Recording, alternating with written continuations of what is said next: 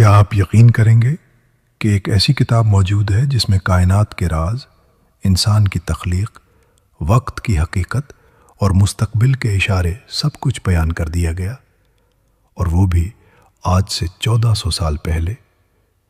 کیا یہ ممکن ہے کہ ایک امی نبی صلی اللہ علیہ وسلم ایسی باتیں بیان کریں جو جدید سائنس آج دریافت کر رہی ہے؟ یا پھر یہ واقعی اللہ کا کلام ہے؟ آج ہم قرآن مجید کے ایسے حیران کن رازوں میں داخل ہونے والے ہیں جو آپ کے دل، دماغ اور ایمان تینوں کو ہلا کر رکھ دیں گے۔ قرآن مجید ایک ایسی کتاب ہے جو صرف عبادات تک محدود نہیں، بلکہ یہ انسان کی مکمل رہنمائی کرتی ہے۔ اس میں ماضی کی کہانیاں بھی ہیں، حال کی ہدایات بھی، اور مستقبل کی نشانیاں بھی۔ لیکن سب سے حیران کن بات یہ ہے کہ اس میں ایسے سائنسی، روحانی اور فکری راز موجود ہیں جنہیں انسان آج تک پوری طرح سمجھ نہیں سکا۔ یہ کتاب انسان کو صرف پڑھنے کے لیے نہیں دی گئی، بلکہ اس پر غور و فکر کرنے کے لیے دی گئی ہے۔ جب انسان قرآن پر غور کرتا ہے تو اسے احساس ہوتا ہے کہ یہ عام کتاب نہیں، بلکہ ایک زندہ معجزہ ہے۔ باب 1، کائنات کی تخلیق۔ ایک عظیم راز قرآن میں اللہ تعالیٰ فرماتے ہیں کہ آسمان اور زمین ایک ساتھ جڑے ہوئے تھے، پھر ہم نے انہیں جدا کیا۔ یہ بیان ہمیں آج کی مشہور سائنسی تھیوری بگ بینگ کی یاد دلاتا ہے۔ سائنسدانوں کے مطابق کائنات ایک بہت چھوٹے نقطے سے شروع ہوئی، پھر اچانک پھیل گئی۔ حیرت کی بات یہ ہے کہ قرآن نے یہ بات اس وقت بتا دی جب انسان کو کائنات کے بارے میں کچھ بھی معلوم نہیں تھا۔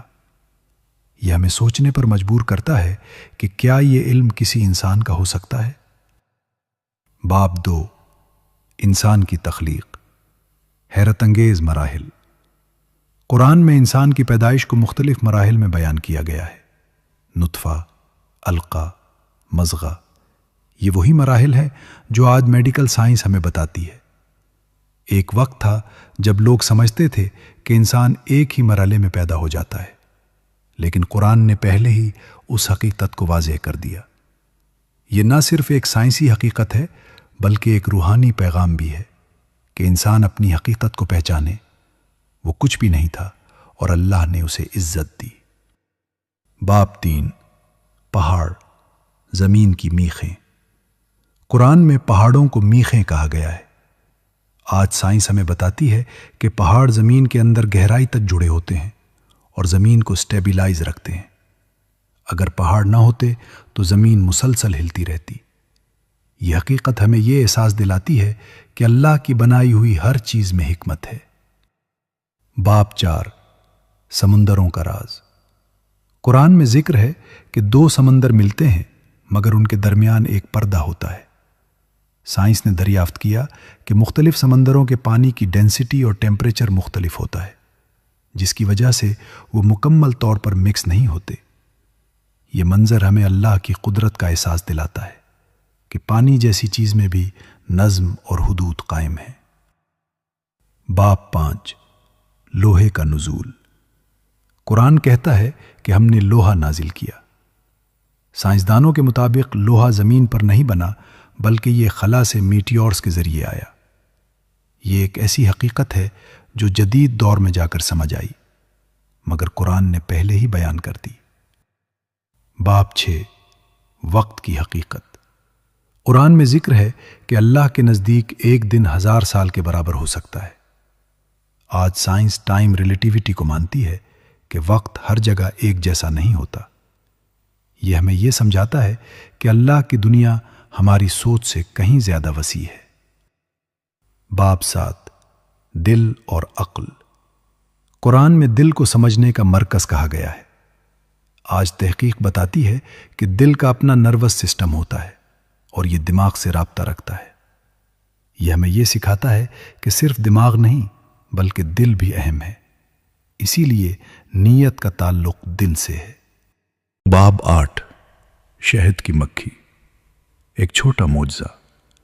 قرآن میں شہد کی مکھی کے بارے میں بتایا گیا ہے کہ اس میں شفا ہے۔ آج سائنس بھی ہنی کے میڈیسنل فوائد کو تسلیم کرتی ہے۔ ایک چھوٹی سی مکھی، لیکن اس کے اندر اللہ نے حیرت انگیز نظام رکھا ہے۔ یہ ہمیں عاجزی سکھاتا ہے۔ باب 9، قرآن کی پیش گوئیاں۔ قرآن میں کئی ایسی پیش گوئیاں ہیں جو بعد میں پوری ہوئیں۔ یہ اس بات کا ثبوت ہے کہ قرآن صرف ماضی نہیں بلکہ مستقبل کا بھی علم رکھتا ہے۔ باب 10، قرآن کا اسلوب۔ قرآن کا انداز بیان ایسا ہے کہ انسان اسے سن کر متاثر ہو جاتا ہے۔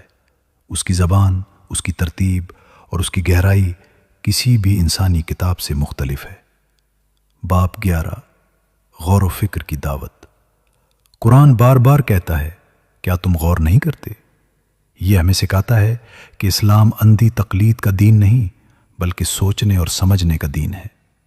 باب 12، قرآن ہر دور کے لیے۔ قرآن صرف عربوں کے لیے نہیں بلکہ پوری انسانیت کے لیے ہے۔ یہ ہر دور میں ریلیونٹ رہا ہے اور رہے گا۔ باب 13، تقدیر کا راز۔ کیا سب کچھ پہلے سے لکھا ہے؟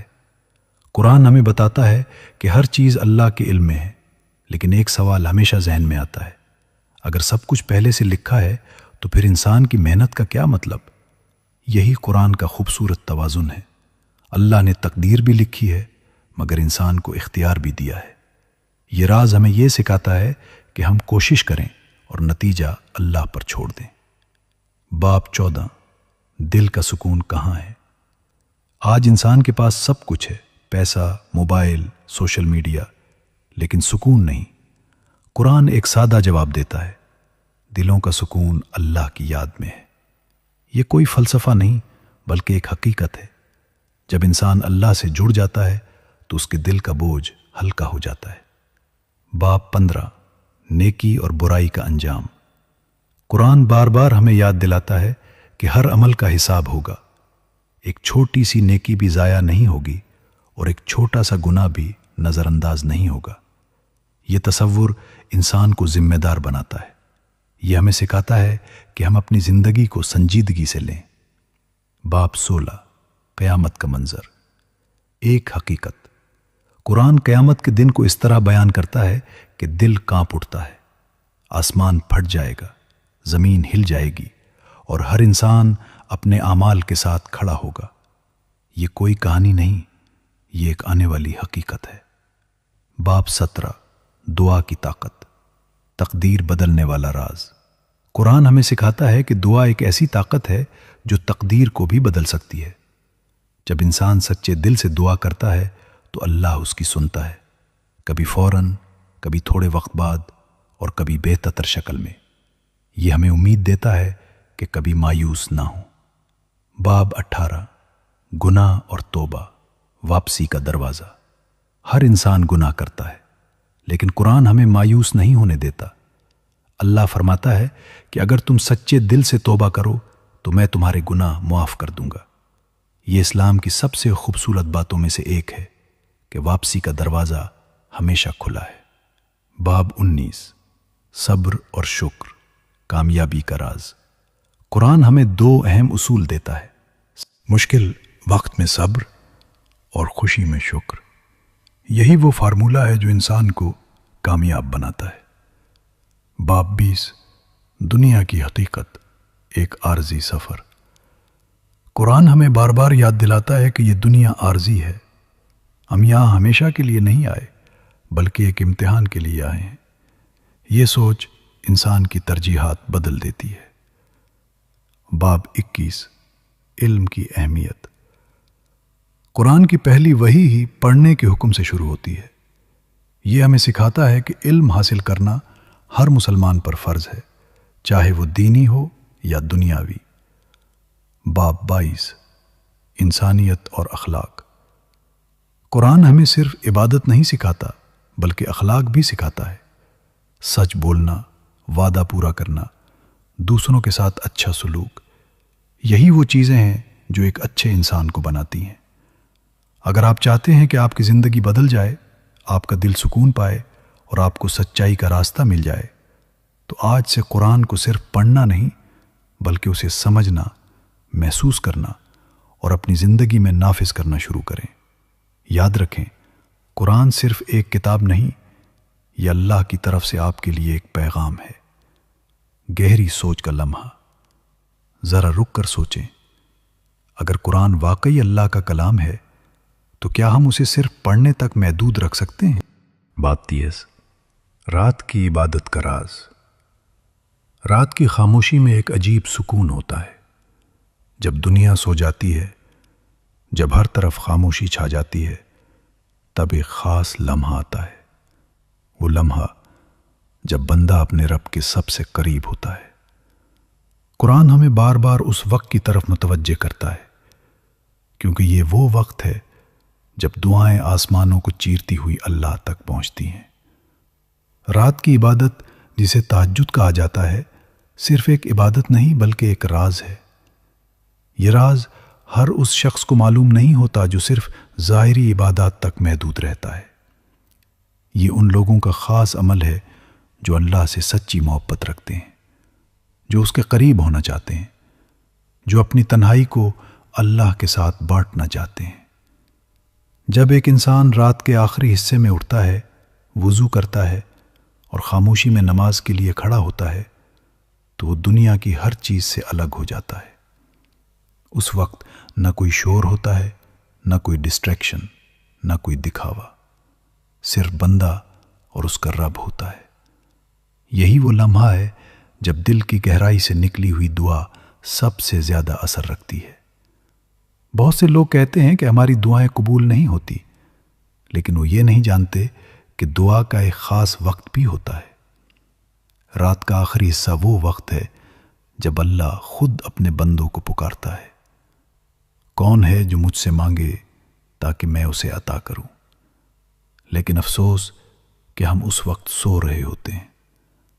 رات کی عبادت انسان کی زندگی بدل دیتی ہے۔ یہ صرف روحانی فائدہ نہیں دیتی بلکہ انسان کے کردار کو بھی مضبوط بناتی ہے۔ جو شخص رات کو اللہ کے سامنے کھڑا ہوتا ہے وہ دن میں گناہ کرنے سے پہلے 100 بار سوچتا ہے۔ اس کا دل نرم ہو جاتا ہے، اس کی آنکھیں نم ہو جاتی ہیں اور اس کی زبان سچ بولنے لگتی ہے۔ یہ عبادت آسان نہیں لیکن ناممکن بھی نہیں۔ شروع میں انسان کو مشکل لگتا ہے، نیند آتی ہے، سستی ہوتی ہے، لیکن جب وہ مسلسل کوشش کرتا ہے تو ایک وقت آتا ہے جب وہ اس کے بغیر رہ نہیں سکتا۔ وہ رات کا انتظار کرتا ہے کیونکہ وہ جانتا ہے کہ یہ اس کے رب سے ملاقات کا وقت ہے۔ اگر آپ اپنی زندگی میں سکون چاہتے ہیں، اگر آپ چاہتے ہیں کہ آپ کی دعائیں قبول ہوں، اگر آپ چاہتے ہیں کہ اللہ آپ سے راضی ہو جائے، تو رات کی عبادت کو اپنی زندگی کا حصہ بنا لیں۔ باب 24 فجر کی برکت۔ فجر کا وقت وہ لمحہ ہے جب رات ختم ہو رہی ہوتی ہے اور دن کا آغاز ہو رہا ہوتا ہے۔ یہ ایک نیا آغاز ہے، ایک نئی امید ہے، ایک نئی زندگی کا پیغام ہے۔ قرآن ہمیں فجر کی نماز کی خاص اہمیت بتاتا ہے کیونکہ یہ وہ وقت ہے جب فرشتے گواہی دیتے ہیں۔ بہت سے لوگ اپنی زندگی میں برکت نہ ہونے کی شکایت کرتے ہیں۔ وہ کہتے ہیں کہ ہماری محنت کے باوجود ہمیں کامیابی نہیں ملتی، سکون نہیں ملتا، لیکن وہ یہ نہیں جانتے کہ برکت کہاں سے آتی ہے۔ برکت صرف زیادہ پیسے یا زیادہ چیزوں کا نام نہیں، بلکہ یہ دل کے سکون، وقت کے فائدے اور زندگی کی آسانی کا نام ہے۔ فجر کا وقت برکتوں کا خزانہ ہے۔ جو شخص فجر کے وقت اٹھتا ہے وہ اپنی زندگی میں ایک خاص فرق محسوس کرتا ہے۔ اس کا دن لمبا ہو جاتا ہے، اس کے کام آسان ہو جاتے ہیں اور اس کا دل ہلکا محسوس ہوتا ہے۔ سائنس بھی کہتی ہے کہ صبح جلدی اٹھنے والے لوگ زیادہ کامیاب ہوتے ہیں، لیکن اسلام نے یہ بات ہمیں بہت پہلے سکھا دی تھی۔ فجر کا وقت صرف عبادت کے لیے نہیں بلکہ زندگی کو سنوارنے کے لیے بھی بہترین وقت ہے۔ جو لوگ فجر کے وقت سوتے رہتے ہیں وہ دراصل اپنی زندگی کے قیمتی لمحے ضائع کر دیتے ہیں۔ وہ اس برکت سے محروم رہ جاتے ہیں جو اللہ نے اس وقت میں رکھی ہے۔ اگر آپ اپنی زندگی بدلنا چاہتے ہیں تو صرف ایک عادت بدلیں، فجر کے وقت اٹھنا شروع کریں۔ آپ دیکھیں گے کہ آہستہ آہستہ آپ کی پوری زندگی بدلنے لگے گی۔ باب 25 نیت کی طاقت۔ نیت وہ چیز ہے جو ایک عام عمل کو عبادت بنا دیتی ہے قرآن ہمیں سکھاتا ہے کہ اللہ انسان کے ظاہر کو نہیں بلکہ اس کے دل کو دیکھتا ہے، یعنی اصل چیز عمل نہیں بلکہ نیت ہے۔ ایک ہی عمل دو لوگ کرتے ہیں لیکن ایک کو اجر ملتا ہے اور دوسرے کو نہیں۔ کیوں؟ کیونکہ ایک کی نیت خالص ہوتی ہے اور دوسرے کی نہیں۔ نیت انسان کے دل کا آئینہ ہے۔ اگر دل صاف ہے تو نیت بھی صاف ہوگی، اور اگر دل میں ریاکاری، دکھاوا یا دنیا کی محبت زیادہ ہے تو نیت بھی خراب ہو جائے گی۔ یہی وجہ ہے کہ اسلام میں نیت کو بہت اہمیت دی گئی ہے، یہاں تک کہ اگر کوئی شخص کسی اچھے کام کا ارادہ کرتا ہے لیکن کسی وجہ سے وہ کام نہیں کر پاتا تو بھی اسے اجر مل جاتا ہے۔ یہ ہمیں ایک بہت بڑی امید دیتا ہے کہ ہم اپنی نیتوں کو درست کر کے اپنی پوری زندگی کو عبادت بنا سکتے ہیں۔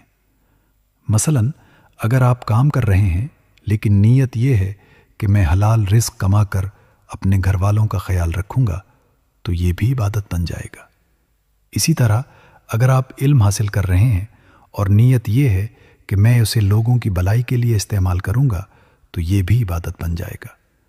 نیت کی طاقت یہی ہے کہ یہ آپ کی عام زندگی کو بھی خاص بنا دیتی ہے۔ بات 26، غفلت کا نقصان۔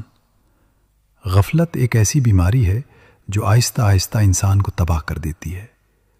یہ فوراً ظاہر نہیں ہوتی بلکہ خاموشی سے دل میں جگہ بناتی ہے اور پھر انسان کو اللہ سے دور کر دیتی ہے۔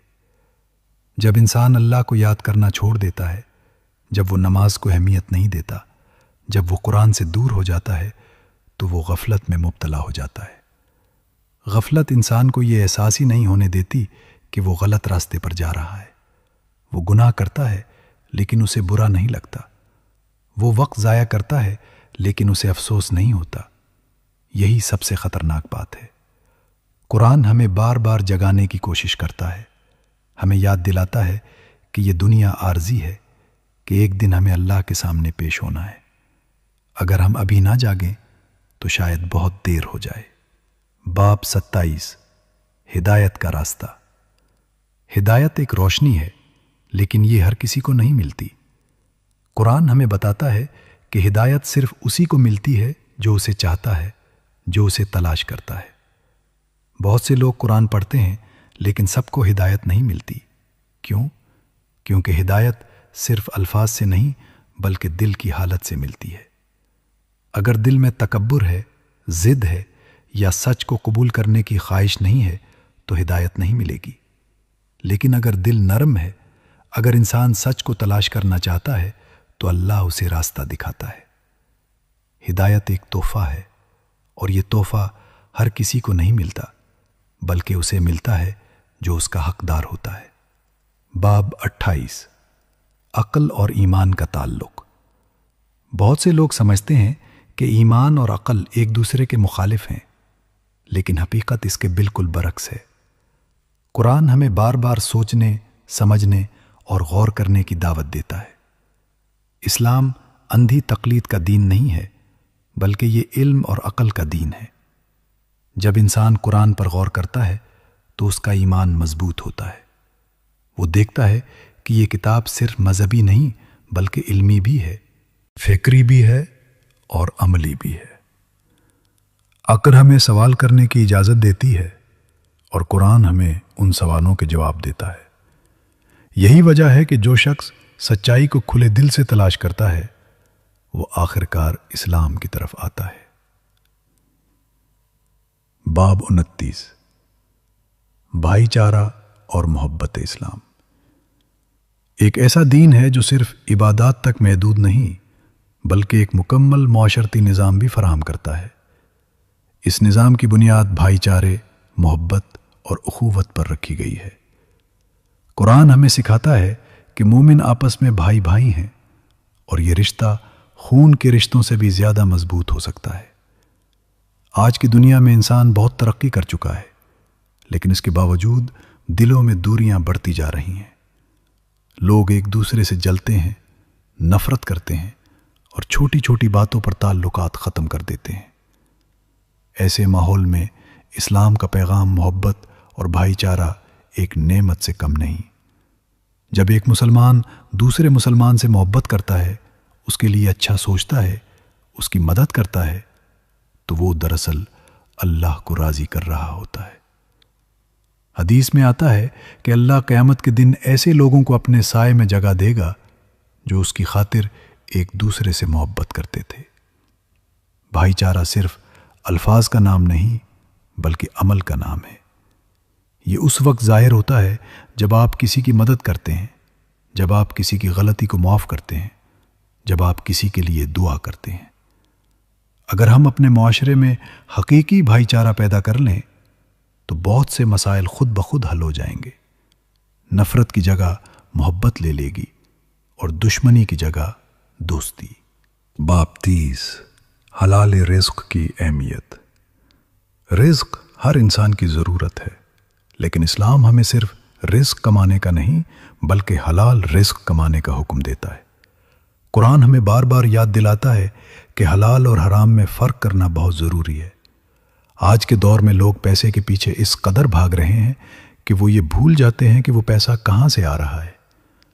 حرام کمائی بظاہر فائدہ دیتی ہے، لیکن حقیقت میں یہ انسان کی زندگی سے سکون اور برکت چھین لیتی ہے۔ حلال رزق کم ہو سکتا ہے، لیکن اس میں برکت ہوتی ہے۔ اس سے دل کو سکون ملتا ہے، گھر میں خوشی آتی ہے اور اللہ کی رضا حاصل ہوتی ہے۔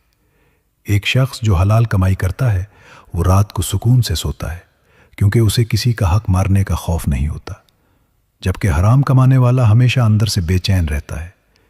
اسلام ہمیں یہ بھی سکھاتا ہے کہ اگر ہمیں کسی کام میں شک ہو کہ یہ حلال ہے یا حرام تو بہتر ہے کہ ہم اسے چھوڑ دیں، کیونکہ جو شخص اللہ کے لیے کسی چیز کو چھوڑتا ہے اللہ اسے اس سے بہتر عطا کرتا ہے۔ باب 31 آنسوؤں کی قیمت۔ آنکھوں سے نکلنے والے آنسو عام نہیں ہوتے، خاص طور پر وہ آنسو جو اللہ کے خوف سے نکلتے ہیں۔ یہ آنسو دل کی گہرائی سے نکلتے ہیں اور اللہ کے نزدیک بہت قیمتی ہوتے ہیں۔ جب انسان اپنے گناہوں کو یاد کرتا ہے، جب اسے اپنی کمزوریاں نظر آتی ہیں، جب وہ اللہ کی عظمت کو محسوس کرتا ہے تو اس کی آنکھوں سے آنسو نکلتے ہیں۔ یہ آنسو دراصل اس کے دل کی صفائی کا ذریعہ ہوتے ہیں۔ کہا جاتا ہے کہ اللہ کے خوف سے بہنے والا ایک آنسو جہنم کی آگ کو بجھا سکتا ہے۔ یہ کوئی عام بات نہیں بلکہ ایک بہت بڑی خوشخبری ہے۔ آج کے دور میں لوگ روتے تو ہیں، لیکن دنیا کے لیے، پیسے کے لیے، رشتوں کے لیے، مسائل کے لیے، لیکن اللہ کے لیے رونا بہت کم ہو گیا ہے۔ اگر ہم اپنے دل کو نرم کرنا چاہتے ہیں، اگر ہم چاہتے ہیں کہ ہمارے گناہ معاف ہوں، تو ہمیں اللہ کے سامنے عاجزی اختیار کرنی ہوگی اور کبھی کبھی آنسو بہانے ہوں گے۔ باب 32 معافی کا حسن۔ معاف کرنا آسان نہیں ہوتا، خاص طور پر جب کسی نے ہمیں تکلیف دی ہو، لیکن اسلام ہمیں سکھاتا ہے کہ معاف کرنا ایک بہت بڑی خوبی ہے۔ قرآن میں اللہ تعالیٰ فرماتا ہے کہ جو لوگ معاف کرتے ہیں اور درگزر کرتے ہیں اللہ انہیں پسند کرتا ہے۔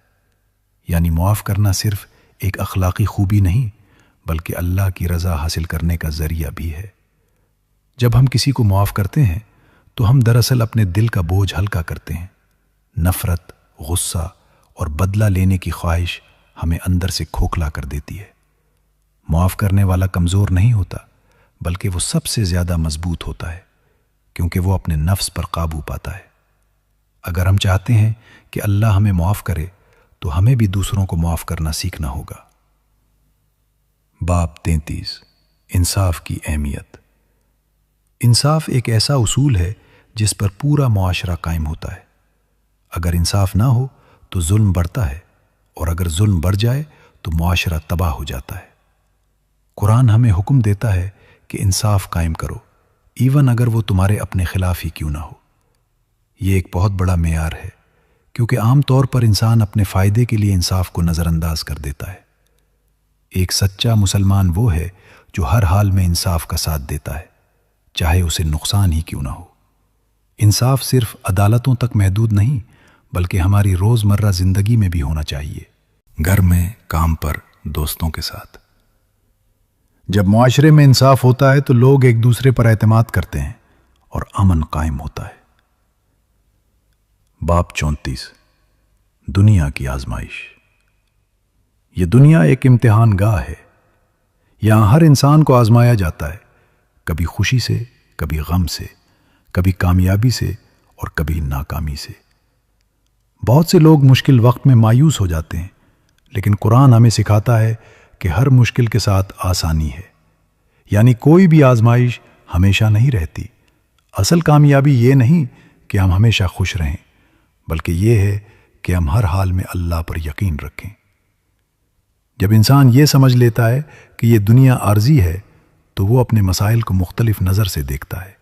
وہ جان لیتا ہے کہ یہ سب ایک امتحان کا حصہ ہے، اور جو شخص اس امتحان میں کامیاب ہو جائے اس کے لیے آخرت میں ہمیشہ کی کامیابی ہے۔ باب 35 شکر گزاری کا راز۔ شکر گزاری ایک ایسا عمل ہے جو انسان کی زندگی کو مکمل طور پر بدل دیتا ہے۔ قرآن ہمیں بار بار یہ سکھاتا ہے کہ اگر تم شکر کرو گے تو میں تمہیں اور زیادہ دوں گا۔ یہ ایک ایسا وعدہ ہے جو خود اللہ نے کیا ہے، اور اللہ کا وعدہ کبھی غلط نہیں ہوتا۔ آج کے دور میں انسان کے پاس بہت کچھ ہے، لیکن اس کے باوجود وہ ناشکرا ہے۔ وہ اپنی نعمتوں کو نہیں دیکھتا، بلکہ دوسروں کی زندگیوں کو دیکھ کر اپنے آپ کو محروم سمجھتا ہے۔ یہی سوچ انسان کو بے سکون بنا دیتی ہے۔ جب انسان شکر کرنا سیکھ لیتا ہے تو اس کی نظر بدل جاتی ہے۔ وہ چھوٹی چھوٹی نعمتوں میں بھی خوشی تلاش کرنے لگتا ہے۔ سانس لینا، صحت مند ہونا، گھر ہونا، خاندان ہونا، یہ سب اللہ کی نعمتیں ہیں جنہیں ہم اکثر نظر انداز کر دیتے ہیں۔ شکر گزاری صرف زبان سے الحمدللہ کہنے کا نام نہیں، بلکہ دل سے محسوس کرنے اور عمل سے ظاہر کرنے کا نام ہے۔ جب انسان نعمتوں کو صحیح طریقے سے استعمال کرتا ہے تو وہ دراصل شکر ادا کر رہا ہوتا ہے۔ ناشکری انسان کو محرومی کی طرف لے جاتی ہے، جبکہ شکر گزاری انسان کو مزید نعمتوں کی طرف لے جاتی ہے۔ یہ ایک ایسا اصول ہے جو ہر وقت اور ہر جگہ کام کرتا ہے۔ باب 36 حسد کا انجام۔ حسد ایک ایسا زہر ہے جو دل کو آہستہ آہستہ کھوکھلا کر دیتا ہے۔ یہ وہ بیماری ہے جس میں انسان دوسروں کی خوشی برداشت نہیں کر پاتا اور چاہتا ہے کہ وہ نعمت اس سے چھن جائے۔ قرآن ہمیں حسد سے بچنے کی تلقین کرتا ہے، کیونکہ یہ نہ صرف انسان کے ایمان کو کمزور کرتا ہے بلکہ اس کی اپنی زندگی کو بھی تباہ کر دیتا ہے۔ حسد کرنے والا انسان کبھی خوش نہیں رہ سکتا، کیونکہ وہ ہمیشہ دوسروں سے اپنی زندگی کا موازنہ کرتا رہتا ہے۔ وہ یہ نہیں دیکھتا کہ اس کے پاس کیا ہے، بلکہ یہ دیکھتا ہے کہ دوسروں کے پاس کیا ہے۔ یہی سوچ اسے اندر سے جلا دیتی ہے۔ اسلام ہمیں سکھاتا ہے کہ اگر کسی کے پاس کوئی نعمت دیکھو تو اس کے لیے دعا کرو کہ اللہ اسے مزید دے، اور اپنے لیے بھی اچھا مانگو۔ یہ سوچ دل کو صاف کرتی ہے اور محبت پیدا کرتی ہے۔ باب 37 شیطان کے وار۔ شیطان انسان کا سب سے بڑا دشمن ہے، لیکن اس کی چالیں بہت خفیہ ہوتی ہیں۔ وہ کبھی سیدھا آ کر نہیں کہتا کہ گناہ کرو، بلکہ آہستہ آہستہ انسان کو گمراہ کرتا ہے۔ سب سے پہلے وہ چھوٹے گناہوں کی طرف لے جاتا ہے، پھر آہستہ آہستہ بڑے گناہوں کی طرف۔ وہ انسان کو یہ یقین دلاتا ہے کہ یہ کوئی بڑی بات نہیں، اور یہی اس کی سب سے بڑی چال ہے۔ قرآن ہمیں خبردار کرتا ہے کہ شیطان کے نقش قدم پر نہ چلو، کیونکہ وہ تمہیں برائی کی طرف لے جاتا ہے۔ شیطان صرف گناہوں کی طرف نہیں بلاتا، بلکہ وہ انسان کو نیکی سے بھی دور کرتا ہے۔ وہ سستی پیدا کرتا ہے، تاخیر کرواتا ہے، اور انسان کو یہ احساس دلاتا ہے کہ ابھی بہت وقت ہے۔ اگر ہم شیطان سے بچنا چاہتے ہیں تو ہمیں اللہ کی پناہ میں آنا ہوگا، ذکر کرنا ہوگا، اور اپنے ایمان کو مضبوط بنانا ہوگا۔ باب 38 اللہ کی رحمت اتنی وسیع ہے کہ وہ ہر چیز کو گھیرے ہوئے ہے۔ چاہے انسان کتنے ہی گناہ کیوں نہ کر لے، اگر وہ سچے دل سے توبہ کرے تو اللہ اسے معاف کر دیتا ہے۔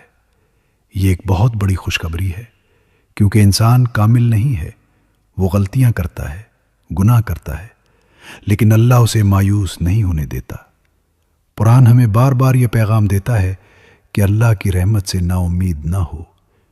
یہ شیطان کا کام ہے کہ وہ انسان کو مایوس کرے اور اسے یہ احساس دلائے کہ اب تمہاری معافی نہیں ہو سکتی۔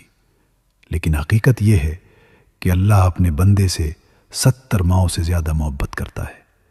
وہ چاہتا ہے کہ اس کا بندہ واپس آئے، توبہ کرے اور سیدھے راستے پر چلے۔ باب 39، موت کی یاد۔ موت ایک ایسی حقیقت ہے جس سے کوئی نہیں بچ سکتا۔ ہر انسان کو ایک دن اس دنیا سے جانا ہے، چاہے وہ امیر ہو یا غریب، طاقتور ہو یا کمزور۔ قرآن ہمیں بار بار موت کو یاد کرنے کی تلقین کرتا ہے، کیونکہ یہ انسان کو سیدھا رکھتی ہے۔ جب انسان کو یہ یاد رہتا ہے کہ ایک دن اسے اللہ کے سامنے پیش ہونا ہے، تو وہ اپنے اعمال پر نظر رکھتا ہے۔ موت کو یاد کرنا انسان کو مایوس نہیں کرتا، بلکہ اسے حقیقت پسند بناتا ہے۔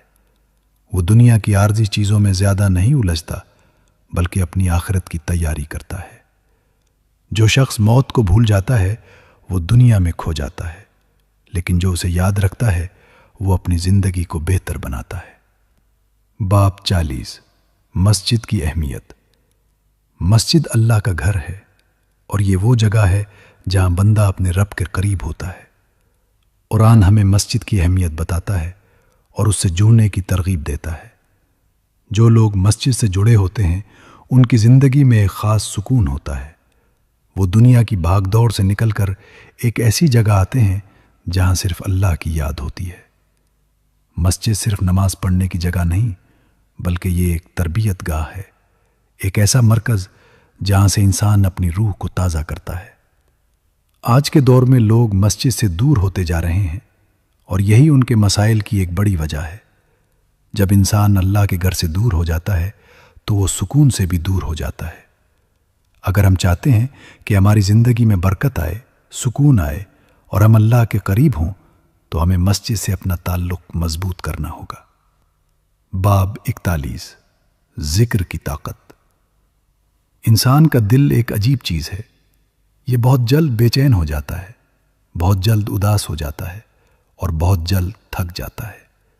لیکن قرآن ہمیں ایک ایسا راز بتاتا ہے جو دل کو ہمیشہ کے لیے سکون دے سکتا ہے: اللہ کا ذکر۔ ذکر صرف زبان سے الفاظ دہرانے کا نام نہیں، بلکہ یہ دل کا اللہ سے جڑ جانے کا نام ہے۔ جب انسان سبحان اللہ، الحمدللہ، اللہ اکبر کہتا ہے تو وہ دراصل اپنے رب کو یاد کر رہا ہوتا ہے، اور یہی یاد اس کے دل کو سکون دیتی ہے۔ آج کے دور میں انسان کے پاس ہر چیز ہے، موبائل، انٹرنیٹ، تفریح، لیکن اس کے باوجود وہ بے سکون ہے۔ کیوں؟ کیونکہ اس نے ذکر کو چھوڑ دیا ہے۔ جب انسان ذکر کرتا ہے تو اس کے دل سے پریشانی کم ہو جاتی ہے، اس کے خیالات صاف ہو جاتے ہیں اور اسے ایک عجیب سی راحت محسوس ہوتی ہے۔ یہ وہ سکون ہے جو کسی اور چیز سے نہیں مل سکتا۔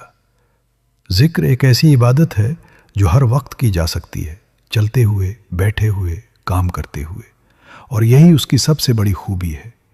اگر آپ چاہتے ہیں کہ آپ کا دل ہمیشہ سکون میں رہے تو ذکر کو اپنی زندگی کا حصہ بنا لیں۔ باب 42، تنہائی اور اللہ۔ تنہائی ایک ایسا وقت ہوتا ہے جب انسان خود سے اور اپنے رب سے سب سے زیادہ قریب ہوتا ہے۔ بہت سے لوگ تنہائی سے ڈرتے ہیں، لیکن حقیقت یہ ہے کہ تنہائی ایک نعمت بھی ہو سکتی ہے اگر اسے صحیح طریقے سے استعمال کیا جائے۔